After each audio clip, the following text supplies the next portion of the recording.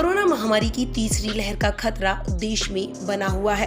ऐसा हम नहीं कह रहे हैं, बल्कि नीति आयोग ने हाल ही में यह आशंका जताई है। इस साल मई जून में हम कोरोना की दूसरी लहर का घातक रूप देख चुके हैं। जो रूप हमने देखा है उससे कहीं ज्यादा खतरनाक तीसरी लहर में कोरोना का हो सकता है। नीति आयोग ने आशंका जताई है कि तीसरी लहर का विकराल रूप सितंबर महीने में देखने को मिल सकता है।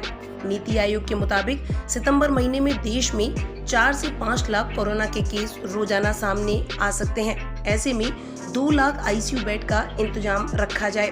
गौरतलब है कि पिछले महीने ही नीति आयोग के सदस्य डॉक्टर वीके पॉल ने कोरोना की तीसरी लहर को लेकर केंद्र सरकार को कुछ सुझाव दिए थे, जिसमें ये बात कही गई थी कि तीसरी लहर के दौरान कोरोना के 100 संक्रमित मरीजों में से 23 को अस्पताल में भर्ती कराना पड़ सकता है।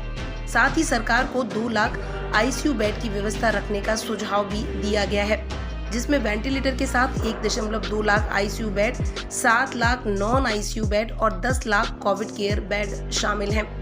नीति आयोग ने पिछले साल भी सितंबर महीने में दूसरी लहर को लेकर यह बात कही थी कि संक्रमित मरीजों में 20% का हाल ऐसा होगा कि उन्हें अस्पताल में भर्ती कराना पड़ सकता है, लेकिन अनुमान से कहीं ज्यादा लोगों को अस्पताल में भर्ती कराया गया।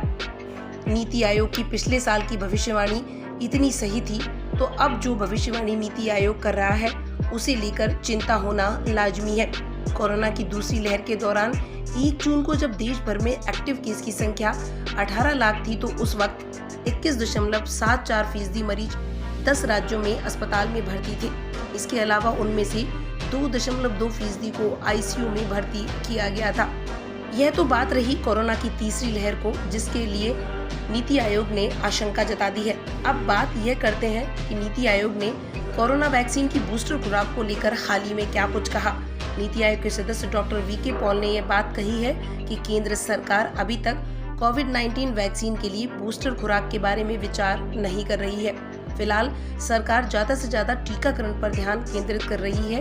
उन्होंने कहा, national technical advisory group on immunisation के हवाले से भी यह बात कही गई है कि इस सिलसिले में ऐसी कोई सिफारिश जारी नहीं की गई है।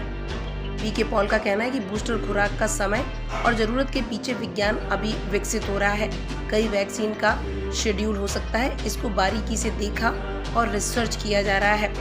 आपको बता दें कि एम्स के निदेशक डॉक्टर गुलेरिया ने भी यह बात कही है कि बूस्टर डोज दी जानी चाहिए या नहीं, इसे लेकर फिलहाल अध्ययन किया जाना चाहिए।